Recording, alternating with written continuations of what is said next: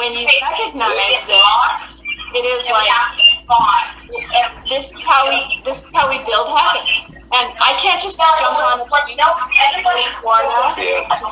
There it is. I realized I had to build. Heaven is built with the hands of flesh.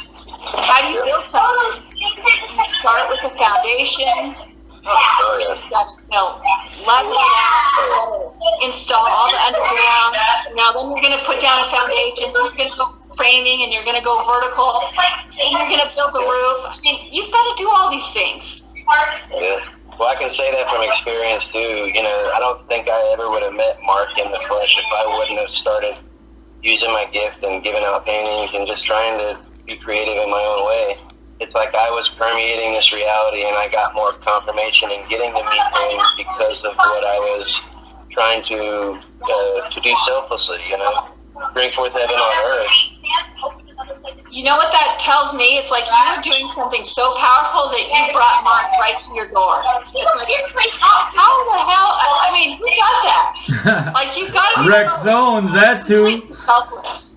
Hell yeah. But we can all do it, and we all Heaven, are doing yeah. it. Like, he is at our door, right? He came straight to our door through the YouTube to tell us the truth, you know? And it is magical. And I still look back and think of all the knowledge I can still gain from what I witnessed interacting with him, you know, just sitting there talking to him and I don't know, even unspoken things, you know what I mean? Just he's a powerful being. I know. You know, and you can sense it. Yes. You know? Like I said, I just can only say magical. That's like a good way to say it. That's the message we need to make sure we're spreading outwardly to everyone. We all are. Yeah. We're all. There's no ruler. There's no leader. Yeah. Okay, Satan is leading the way, but what is he doing? He's getting everyone their eternal life. We are all super immortal beings, and there's no distinction, really. You know. Yeah. So we have to be here to support everyone to get to rise up to. Jump up to the next level, and you know, I'm going to tell my story in hopes that recognizing all the signs that are staring right at them. You know, Mark has been trying to communicate this to me in so many ways by the book. Okay? He's calling me up on the phone and saying, "Hey, Lindsay, guess what? You know, have some news." You know, that's not how this works. This happens by the book. So I'm literally watching his videos, and I'm picking up on just things that are pointing directly at me. Like, I could do something in my day, show up his video, and it's like, oh my God, I'm impacting his life. He cut his finger one time, and it broke my heart because I know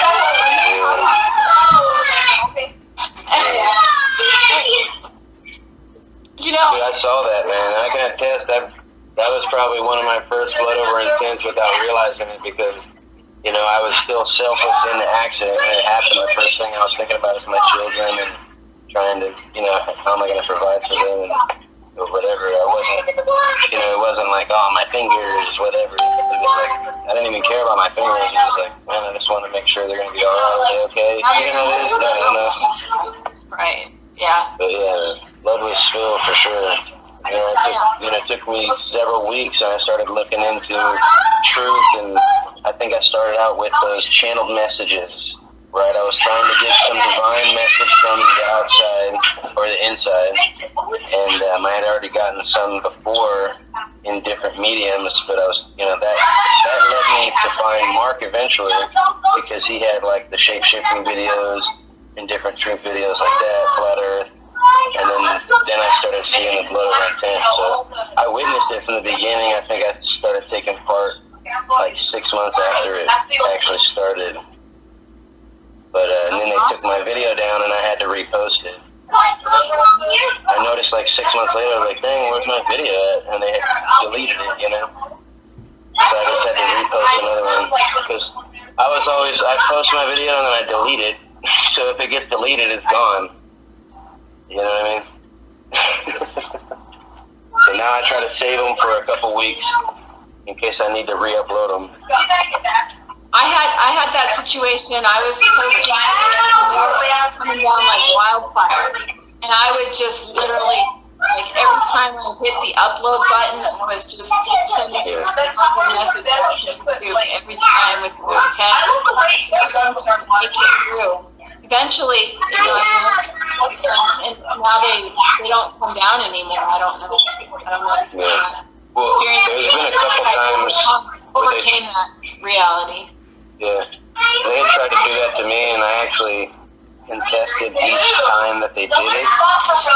And I told them, look, this is for informational purposes only. I aim to gain nothing personally or monetarily from this. I'm only trying to wake up those around me. You have no power over me. I ask and demand that you put this back up based on the fact that I'm a living being and I have the right to express truth to others. And usually, I think they've only not done it once. And all I had to do was change the music that was on there. So I just try not to put too much mainstream crap on there. I try to find stuff that's not too popular. Because, you know, the radio record companies are all trying to make money off of the internet now. You know, so they try to regulate music, you know, on the platforms. So I just put music that's not going to get regulated. Yeah. I use their videos for targeting my life, and if they don't want me to use those songs that are targeting my life, they should stop targeting my life and rapping and singing about it. And then we'll part ways as friends, and we'll go to the Holy Grail, and they can all just stay here and die. Yeah. Or I don't know, they shouldn't have tried to talk over us with all their music all these years. Like, I don't know who's making the music in Hollywood. Yeah. Maybe it's my family. Maybe. What if it was, like, I don't know, I feel like that sometimes. Like, my family's not always really my family. Say that again. I'm sorry. I'm having it's kind of hard Like to my hear you. family, like the family that I grew up around isn't really my family. You know what I mean? I don't know, like some of them are like plants or something to try to keep me low level. Family members? Yeah, like uncles, aunts, whatever. Yeah, they won't wake up to your message. Nope, they won't. My mom actually had that, where she had this big theory that she was someone else's child that was mixed up at the hospital because she doesn't look like anyone in her family. They ain't getting out of here alive either, and it's sad because they don't want to see it either, you know? All they got to do is see what we're telling them, you know? And it pisses me off because we got fucking people that are older than us, you know, that are the same, you know, that should be leading us the way. And they ain't doing a fucking thing but leading themselves to the slaughterhouse, and we're trying to save them, and they can't even save their own ass from saving themselves. You know, we had to look at family members as you're either blood family, either you're for covenant or you're not. And if you're not, then they're going to give you advice, and you can't take their advice. And they're really constantly, like, it's almost like, you know.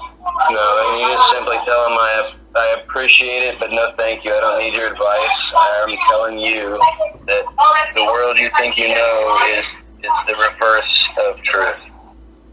And when you speak those words to them, there's come a point where they don't want to be around you. Oh yeah, I witnessed that directly. I've already lost so many fake friends. They weren't your real friends to begin with anyway. If they were said they're your friends, they weren't really your friends. They're real intent showing, that's all it is. Because they think they're going to be saved when they die. They're sadly mistaken now, and they're going to be sadly mistaken then. Yeah.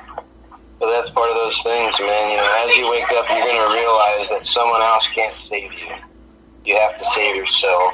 Right. And it's written there in their own book that they like to claim that they have so much understanding, but they don't really look and read the words for what they are. They try to go ask their pastor what it means.